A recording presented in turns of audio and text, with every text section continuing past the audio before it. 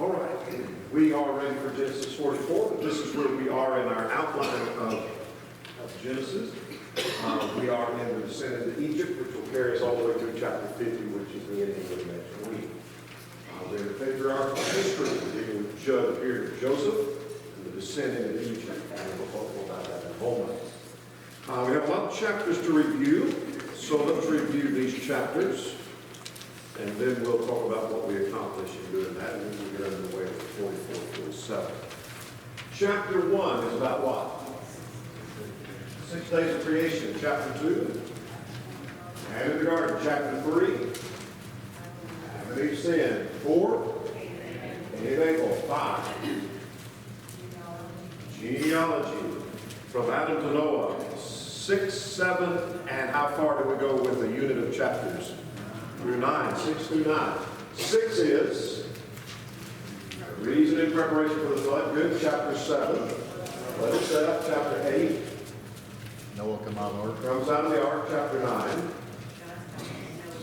Very good. God's covenant with Noah's drunkenness. 10 and 11 go together as a unit. Chapter, at least in my mind, chapter 10 is the nations that descend from Noah's son. Chapter 11 is the Tower of Babel, main chapter, chapter 12, freeing Jude. Promise to Abraham, the call and promise to Abraham. Chapter 13. Very good. They come return to Canaan. 14. War among the kings. Good. Chapter 15. Yeah, Abram was sure to covenant. Good. Chapter 16.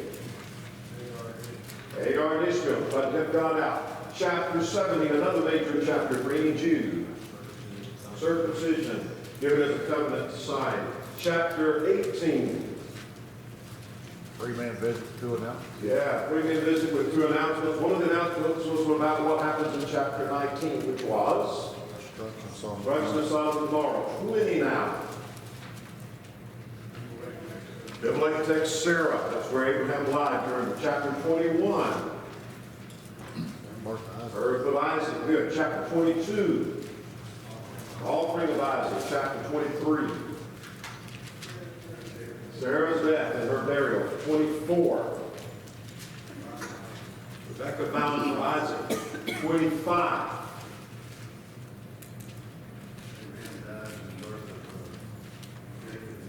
Very good. Chapter 26.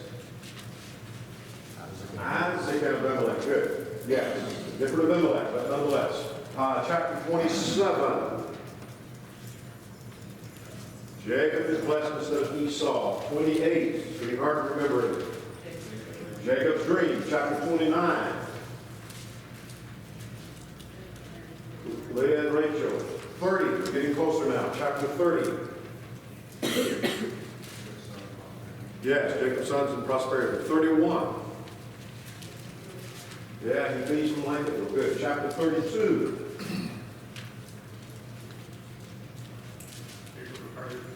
Yes, and wrestles with God. Very good. Chapter 33. Jacob and Esau. Jacob eats Esau. And 34 was the case of Shechem and Dinah. Good. Chapter 35. Family of Esau, Edomites.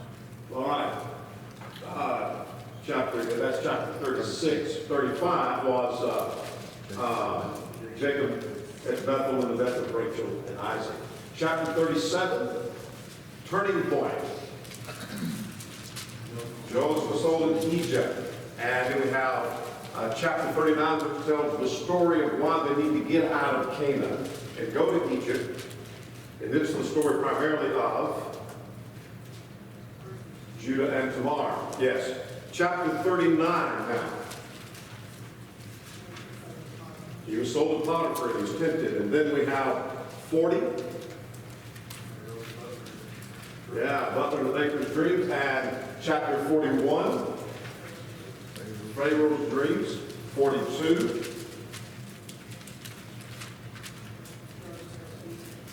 The brothers go to Egypt and they return without Simeon. And then 43. Joseph will go back to Egypt and they take Benjamin this time. And that's where the story picks up. But that's a lot to remember. What you is in there going over the chapter titles of this book or the books of Matthew or any other book for that matter. It keeps you familiar with the chapter titles. To get you familiar with those, and hopefully somewhere along the line that we remember some of that, so that when we think about the story of Joseph, we remember chapter 37 as that turning point, chapter 39 where he was tempted. We remember the Tower of Babel, that's in chapter 10. The promise was given in chapter 12, circumcision in chapter 17. So we kind of know the book, and that's the purpose behind it. Question number 1 for tonight, chapter 44. What's it about?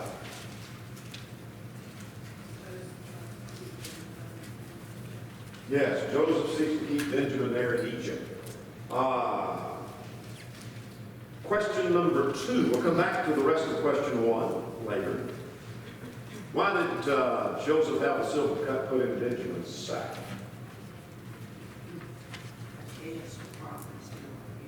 I'm sorry? A test. Yes, it was a test. An excuse to bring them back so he could eventually work his way to his father there. We'll get to that here in just a second. Let's work through chapter 44.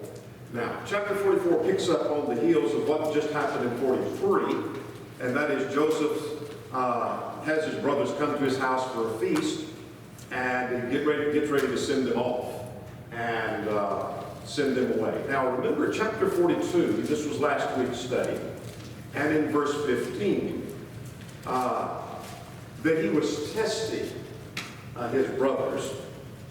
In this manner you shall be tested by the life of Pharaoh. You shall not leave this place unless your youngest brother comes here. This is part of his testing.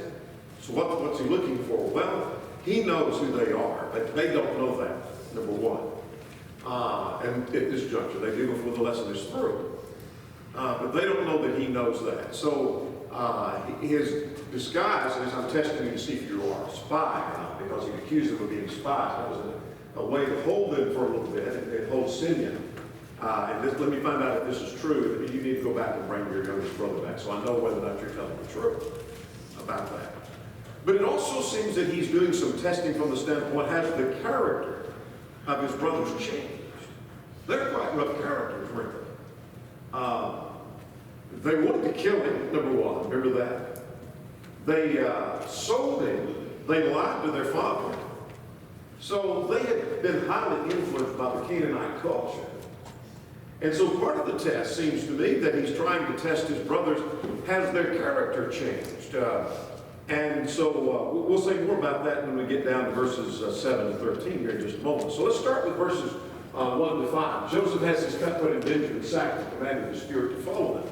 So as he sends the men off, he has their grain put in their sacks that they're going to carry, and the food put in their sacks, and has each man's money returned to the mouth of the sack and tied up. And so they don't know until they get off a little bit further that that's been done. And so he sends them on their way. And then what does Joseph command his servant to do? Verse 4. Follow them and you comes in there again. Yeah, go after them, follow them and overtake them, and ask them, why have you repaid evil? Why have you repaid evil for good? In other words, I've been good to you. I've given you grain. I've taken care of you. I have not been evil to you, and you've done evil to me. They actually had not, but that's going to be the charge. Look at verse 5. And ask them and say to them, is not this the one that my Lord drinks? In other words, he put the cup, the silver cup, into the sack of Benjamin. And ask them when you find that cup, is not this the one, my Lord, from which my Lord drinks, with which he indeed practiced divination? And you have done evil in so doing. Now let's talk about this divination here. Let's get ahead of ourselves to verse 15. This is where it's mentioned again. Joseph, when he comes on the scene, after they come back, he says, do you not know that such a man as I certainly practiced divination? So what is that all about? Well, it seems to be referred to a heathen practice. That where they would put water in a cup and then sprinkle gold or silver upon the cup to discern the truth of some matter. So they have a question, they're seeking some answer from the heathen, from their god or gods, that they would take a cup of water and sprinkle gold or silver upon it, and I'm not sure, but somehow how that moves or how that operates or which direction it goes. Somehow what the gold or silver does in the cup was the answer that they're seeking, and that's how they would seek their supposed answers or truth from their gods. Now, did Joseph practice that? I don't know. Here's 2 or 3 possibilities. One is that Joseph is deceiving them. He's charging them with evil, though they haven't done evil. So there's some degree of deception being used. When he really doesn't practice this at all. So it may be there was just a claim of practicing divination, and when he didn't practice that at all. That's possible. Some have suggested that he, because of his influence of the Egyptians, may have practiced some of that, even though he believed in the one true God, and that was part of the way that he tried to discern what was right. I don't know if that was the case. I do have a little problem in verse 15, understanding exactly when he says that such a man as I certainly practice divination. The wording of that, at least in some translations, suggests that a man like me does practice that, when maybe he's not actually claiming that. It does, though it seems like he's claiming that. Others have suggested that really what's going on here is that he's trying to present the vessel as sacred, and that you not only have just taken the charge, being which he knows they haven't actually stolen, but that you have stolen not only just a silver cup, but this is a sacred cup. This is one with which could be practiced divination. This is like taking an idol. And so you're in trouble for that. I'm not sure. I've done about the best I can do with that. I'll leave the rest of that to you. Now, beginning in verse 6 through verse 17, his brothers are brought back. So in answer to question number 1, which you already answered, it was a reason to bring Benjamin back and gives him an opportunity then to call for his father. And you say, well, how do you know that? Well, a little bit later, Joseph understands that God is working through him. He doesn't just speculate. He said, that's what's going on. God sent me here on a mission, and God sent me here for a purpose. So let's look at 6 to 13. The cup was found in Benjamin's sack, and all the brothers were brought back. So as the servant catches up with him, what did the brothers say? When the charge is made, somebody stole something. One of y'all stole something. One of you stole a cup. You stole a silver cup. And the brothers said, verse 9, yeah, with whomever of your servants it is found, let him die. They're just sure that none of them have done that. So if you find it here among one of us, let the one that you find among, let him die. It's kind of a rash statement, isn't it? Maybe something practical in that. And verse 10, and he said, now also let it be according to your word, with whom it is found, it shall be my slave, and you be blameless. So the servant said, let me see if I can find it, basically. And so he does. They each opened their sack, and when they searched the sack, starting with the oldest, that was on purpose. They knew where it was. He knew where it was. And then stopped with the youngest, and there it was in Benjamin's sack. Can you imagine the look on these brothers' faces when they already know what they've done to Joseph? And they've already said, man, where we find this sack, where you find it in the sack, then let him die, let him be killed. And then they look, and there he is, in Benjamin's sack. This seems to me to be part of the test that he's putting them through, 42 and verse 15. Now what? It seems to be the question. What are they going to do now that they found it? Are they going to cast Benjamin aside like they did him? And rush back to their father and tell a story about how that he was eaten by wild animals? Is their character changed at all? And he's finding out something about his brothers. Do they have any concern for their father? Are they going to beg for his life? Are they going to try to spare his life? When they just agreed, let him be killed, whoever it is, and when it's him, are they going to have any mercy on their father? He knew they didn't before. Are they going to have any mercy on their father now? Or are they going to only think of themselves, or do they have any feelings for Benjamin? Well, he finds out, obviously, beginning in verse 14 now. So he brings them all back. And verse 15, now let's talk about verses 14 through 16. His brothers come, and what happens now? They're brought back because the charge is somebody stole something, and we found it in Benjamin's sack. The brothers come back, and what does Joseph say?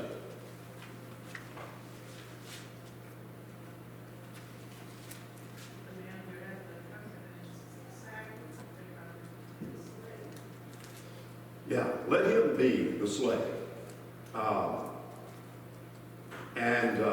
He back to this divination that he mentions in verse 15, he has, I want to lean toward the idea that he's picturing this as sacred. This is some kind of sacred thing that you have taken.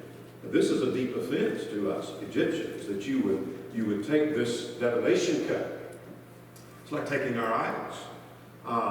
You've taken something that's sacred. And so now at verse 17, what happens at verse 17 is Joseph wants to keep Benjamin. He said, "Far be it from me that I should do so. The man in whose hand the cup was found, he shall be my slave, but y'all go and fish. I'll go back to your father. I'm going to keep Benjamin." Now what are you going to do? Again, he's putting him to the test. Now let's begin at verse 18 and go through verse 34. Who comes to bat now? Judah comes near and he speaks before him, and what does he do here? And actually, in 18 to 34, he doesn't just go in and say, "Please, please, please, please spare this brother of mine." He put his father out there that he would kill him if he went back to that news to him because he was the son. Yeah. He's on one leg. Yeah, he comes to his father, and he talks about his father. Before he does that, he rehearses how we got here. Here's how we got in this mess. He goes back and rehearses all that's been done. How we came to you, and you wanted us to go back and bring our brother to you. We told, and we went back, and my father didn't want to send him, and yet we said we couldn't come back and get our brother that you kept unless we bring the younger brother back, and so we did. So we tried to do everything to please you, and here we come, and that if I don't go back with this younger brother, look at verse 29. "But if not take this one from me, calamity befalls him, and you shall bring down my gray hair with sorrow to the grave." He's quoting his father. That if I let this son go, and he doesn't come back, I'm going to go down to my grave in sorrow. And yeah, that's interesting that he tells about what happened to Joseph. But also notice in verse 32, he said, "For your servant become a surety for the lad." In other words, I stood good for him, that I was going to bring him back. "And how shall I go," verse 34, "to my father without the lad? Perhaps I see the evil that would come upon my father." So he pleads on the mercy.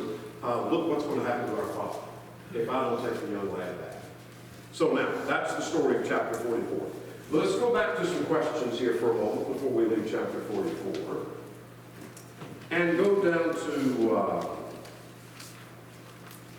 question number 10. Anybody list any good practical things from chapter 44?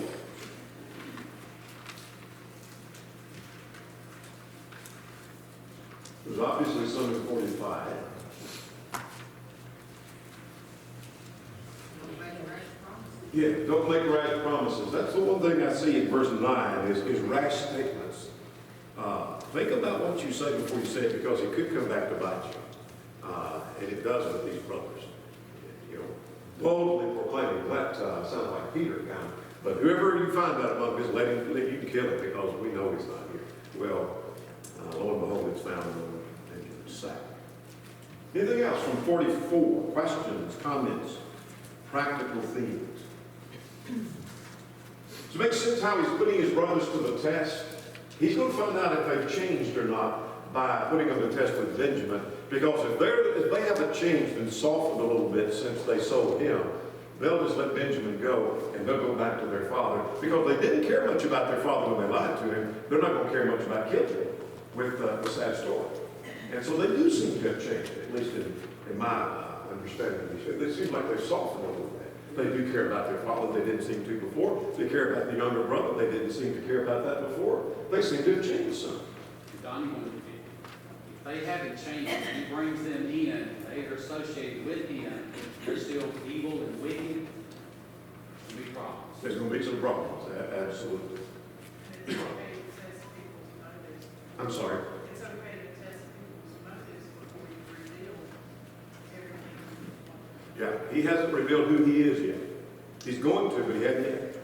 And he's testing to see what their real motive is. What are they doing here? And are they real? And are they changing? And have they changed? Anything else on 44? I find it interesting in verse 18, and I understand Judah and brother probably have to go with the rest, but these men were not Egyptians. They weren't subject to Pharaoh as much as they were in his land.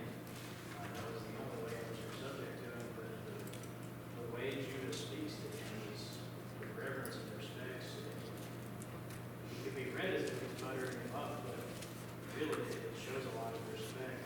I'm not even worthy to speak to you. I know you're equal to Pharaoh, but please let me explain myself. And just the amount of respect he shows to someone who he's not subject to anyone in the sense of something like that. A good lesson for us, even people that aren't necessarily in charge of us, but are in positions of authority, deserve respect. Good point. Good point. And isn't it interesting that his brothers ridiculed him earlier because of his dreams that we're going to bow down to you? And yet they do. And we see it here. All right, let's go to chapter 45. Question number 1. What's 45 about?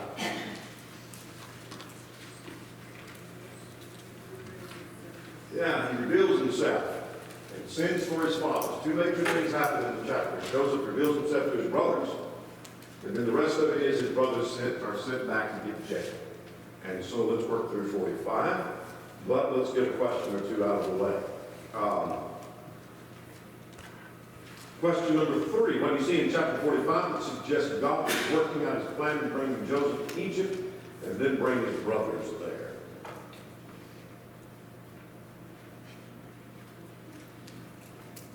Verses 7 and 8 and 9 says, God sent me first before you prepared. Absolutely, yes. I want to come back to that here in a moment. But yes, in verses 5, 6, 7, 8, right, that section there, that Joseph says, God sent me here to preserve life. And he did. And we'll connect that to chapter 50 here in a moment. Question number 4. How many years of the family were left when Jacob went to Egypt? 5, yes. All right, let's work through 45 here. Joseph identifies himself to his brothers in verses 1 to 4. The emotion that is described in these chapters is quite interesting to me, that in verse 1, Joseph could not restrain himself before all those who stood by him. And so he asked that everyone go out of the room, and while he made himself known to his brothers. And he wept aloud, the text says. And finally he tells them, I am Joseph. Now what's interesting to me is his brothers couldn't answer, for they were dismayed in his presence. If you can see the look on their face when he identifies that they see him weeping, they wonder, what in the world is wrong with this leader? He's weeping and crying. And then he turns around and he says, I'm Joseph. They thought he was long gone. And they were dismayed in his presence. Interesting phrase. And verse 4, Joseph said to his brothers, please come here. And they came near. And he said, I am Joseph, your brother, whom you sold into Egypt. Now they know that's him. I'm your brother who sold into Egypt. Now beginning in verse 5 through verse 8, this is a statement about providence. So if you don't have an answer to question number 10, let's get ahead of ourselves. And there's some very practical things about providence. What is providence? Let's stop and talk about that just a moment. We had a whole series of classes on providence. God's care, God's overall, the bigger matter of providence is the God's care and concern for his people and carrying out his purpose. It's God working through natural means in a more specific sense. I see both here, God's care for his people, but God's care for his promise. God's building a nation. This is a nation through whom God has said, through the descendants of Abraham, all nations of the earth would be blessed. He's going to make a great nation out of them. We just saw earlier in chapter 38 and 39, it gave us some insight to this, but 38 particularly gave us an insight of the corruption of the Canaanite society, that culture was going to destroy them if they stayed in that culture. So there was a need of getting them out of that culture until they grew into a larger nation. At this point, there are about 70 people in number. When they come out years later, there's 600,000 plus. So they grew into a large nation. But at this point, they would just become absorbed into the Canaanite culture. So he's got to carry them somewhere, and he gets them off into Egypt. So now beginning here at verse 5, he said, "But now, do not therefore be grieved or angry with yourselves." They've got to be shocked when he says, "I'm Joseph, who you sold into Egypt." They have to be wondering what's coming next out of his mouth. This is a man of authority. This is a man who can have our heads cut off. And you would think that the next thing is, I'm going to make sure you pay the price for what you did. You're never going back to your father. But that's not what he says.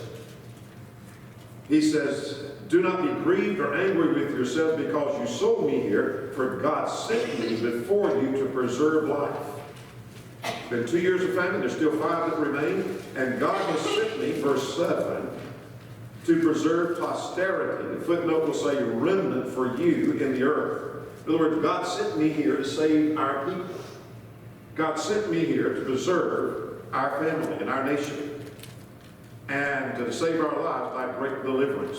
Now verse 8. "So now it was not you that sent me here, but God. And he has made me the father of Pharaoh and all those in the house and ruler throughout all the land of Egypt." Now go over to chapter 50. I'm going to be out of pocket next week in a meeting. And so I'm not going to be here to make this point. So whoever teaches when they make this point, you just act surprised like you didn't know it. In chapter 50 and verse 20, he again makes this point. "But as for you, you meant evil against me, but God made it for good in order to bring things about to this day to save many people alive." He's talking about the nation, preserving his nation. So we have the story of God building a nation, and then God preserving a nation. Then God's going to deliver this nation out of Egypt. This is all fulfilling the promise in Genesis 12. This is what this is all about. And so we see God's providence all through this chapter. We're going to see more in chapter 46 here in just a few moments. Any questions or comments before we get to the next section where he tells his brother to go before his father, verses 9 and 15? Not this providential working. God's working out. Now, how did Joseph know that? I don't know. We don't have a record of where God revealed that to him, but I don't take it that Joseph is guessing at this, but that God has revealed that to him, I'm assuming. Because he says with certainty that God sent me here for good. Is he surrounded? Maybe so, but I'm assuming, and I know that there's some assumption because I don't have any evidence. I don't have a record of this, that God must have revealed that to him at some point, somehow, that indeed. Donnie, I wonder if it was the dreams. It may We be. made a point last week about the dreams were so vivid, so striking. You know, Dr. Baker's and the Butler's attention and Pharaoh's heavy. Right. So these dreams had to be something that was abnormal, that was sticking in a man's mind. And I have no doubt that it did. But was that how he knew this? I'm not sure. I'm not 100% convinced of that. But it may well have been. Let's start at verse 9 now through verse 15. Now, he tells his brother, now that he's revealed himself, I want you to go back and get our father. And so, and bring him into Egypt. So, this gets us down through verse 15. So, what does he say here in 9 to 15? So you can bring it back and don't delay. Yeah, and hurry. Don't tarry. And I'm going to let you dwell in the land of Goshen. We'll look at that on the map in a moment. And I'll provide for you, and because there's still, you need to come here. Why? Because of the famine. And God uses the famine, though it's a natural occurrence. This is how providence works. God's using the famine as a means of forcing them into Egypt to preserve them. It wasn't just a matter of free choice, like, hey, let's get up and let's move to a better land. But they're forced to move there because of the famine. God's using natural calamity to do that. And he calls for Benjamin in verse 12. He said, it is my mouth that speaks to you. He's giving assurance. This is this indeed is me. And notice that he fell on Benjamin's neck and he wept. And moreover, he kissed all of his brothers and wept over them after his brothers talked with him. This went much different than what they must have been expecting. And so he weeps and he embraces them and he reveals himself to his brothers. Now, it's 16 to 28. Let's get through that so we can get to 46. What happened now in 16 through 20? Word of this gets to Pharaoh, king, the emperor. And what's his attitude toward Joseph's family? Bring them back, take cars, make them comfortable. Yeah. Give them whatever they need. I'll give them a special land, and they can dwell there. Don't be concerned about your goods, for the best of all the land is yours. You don't need to bring a whole lot with you, because it'll give you everything you need. And I'll give you the carts or the wagons, verse 21 beginning. Joseph gave them wagons and sent them on their way. He gave them changes of garments and food. But with Benjamin, what did he do for him? Verse 22. 300 pieces of silver and 5 changes of garment. Gave him special attention.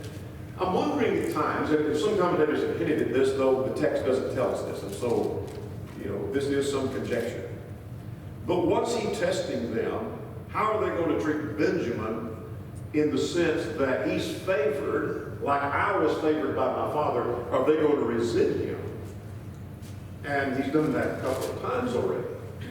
And so, how are they going to treat him when he seems to be given special favor? And perhaps testing them to see if they've changed at all. Now, verse 24 is quite interesting to me. After he sent them off and sent everything away, he warned them. What did he warn them? What was the warning? Verse 24. See that you don't become trouble among the way. The English Standard says, see that you don't quarrel. The New Century says the same thing. It's the idea of argument. And I'm sending you back to the Father. Don't be arguing along the way. Well, about what? Well, I don't know. Perhaps about putting blame about what happened to Joseph. Because he's already warned them earlier. Don't be grieved or angry with yourselves. And he very well could have been warning them that as you leave here, don't be arguing among yourselves as to it was your idea, itself was your idea, he was going to kill me if I hadn't spared him. We don't need that. We don't need family friction. Get away, go get your father and bring him back. And don't do any quarreling. He warned them about that. Now let's finish that chapter in 25 to 28. His brothers go and tell Jacob that Joseph is alive. What was his reaction when they got back there? He didn't believe him, verse 26.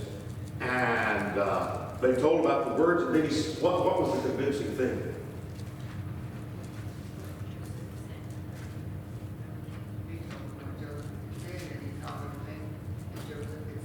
Yeah, here's what he said, and here's what he sent. Look at all the wagons, look at all the carts that he sent. And he said, it's enough. Joseph, my son, is still alive, and I will go see him before I die. And so he's ready to go to Egypt and take off. Now, that's what we have happened in chapter 46. Any questions or comments? Question? Somebody? Yes, ma'am. Sure, always makes me think of verse 26.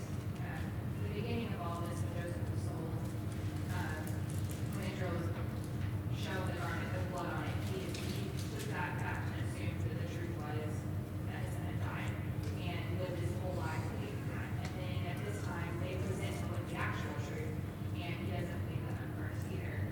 And I think this always shows me that our emotion or just because we're presented with truth doesn't necessarily mean that is it. It's easy when, it would be easy to see those things and think that they're true, but it's not necessarily the case. Always be like taking in what you're saying and making sure that we're always seeking truth. Emotions don't make it true. That's a good point. Good point.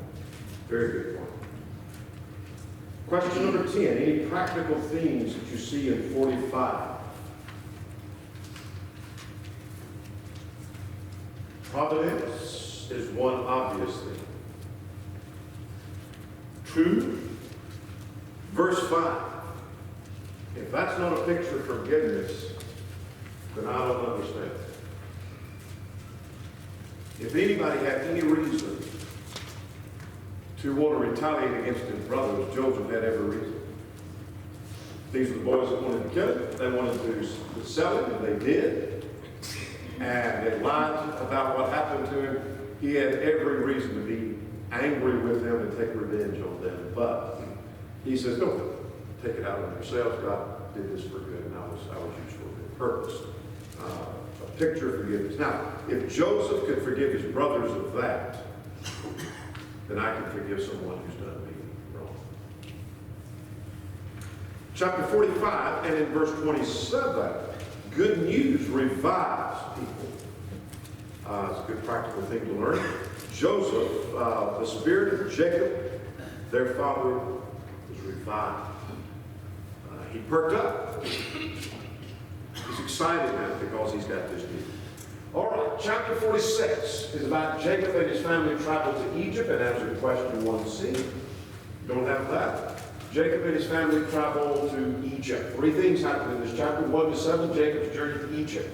By the way, for what this is worth, let's back up to Genesis 15 and in verse 13. You're so disposed to make marginal notes. Take a look at that verse, and then we'll make a note about that. In verse 15 and 13, then he said to Abram, know certainly that your descendants will be strangers in a land that is not theirs. If you don't have a marginal note, you might write out to the side. I think that's referring to Egyptian bondage. God had foretold and prophesied to Abraham about his descendants going to be living in a foreign land. It's Egyptian bondage. Well, chapter 46, you might make a note. This is the fulfillment of Genesis 15:13. This is. Just as God had prophesied. So we're going to go quickly through this chapter with the exception of verses 1 to 7 and then also verse 27. But anyway, verses 1 to 7, now Jacob makes his journey toward Egypt. As he makes his journey, God speaks to him. And what does God say to him? So I'll go down with you.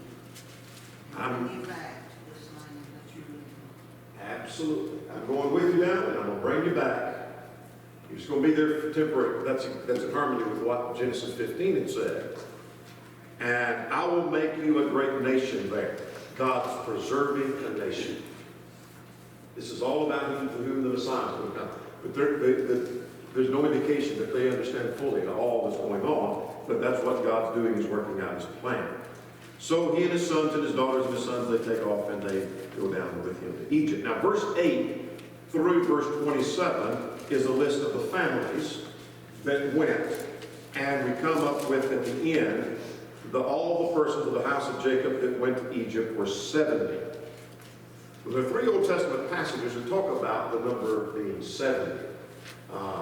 One is this one, Exodus 46 and 27. Exodus. This is Genesis, isn't it? Genesis 46 and 27. Exodus 1, verses 1 and 15, talk about 70. And Deuteronomy 10 and verse 22 talk about 70. But the question comes, when Stephen talks about this number in Acts chapter 6, or 7 and verse 14, he says 75. Well, we don't have time for the rest of tonight or the rest of next week either to work through that issue. That's a textual difficult issue, and there's several explanations can be given of that. One is Stephen seems to be quoting from the Septuagint translation, which adds some information to verse 20 of our text. The Septuagint is the translation from the Hebrew into the Greek in 285 BC, a translation which is reliable because our Lord quoted from it. And Stephen seems to be quoting from that. One of the points made in Acts, when we come to Acts, and some textual critics have said that Stephen was wrong about that, and that there is a discrepancy between what the Old Testament said and what Stephen said. Had that been the case, he is before a group of critics who would have pounced on him and nailed him had he been wrong about the number. There are a number of ways in which to harmonize the 70 and the 75. One is, Pulpit says the 5 grandsons of Joseph are to be added to that number. If that be the case, then you take 70 and add 5, you have 75. That's one explanation. Some think that Stephen is using a different form of counting, and he wasn't counting Joseph, nor was he counting some of the wives. And consequently, he takes the number that's added in the Septuagint in verse 20, and that's how he came up with 75. I'm not sure. There's several. I would suggest you seek, if you want to pursue that further, Eric Lyons' work on that question. Eric Lyons has done a considerable amount of work on that supposed discrepancy. Let's go down to 28 through 34. Joseph meets his father, and they come to the land of Goshen. He sends Judah ahead to find out where they're going and how to get where they're going. And basically what happens now through verse 34. Joseph, when he finds out they're nearly there, he runs out, and what does he do?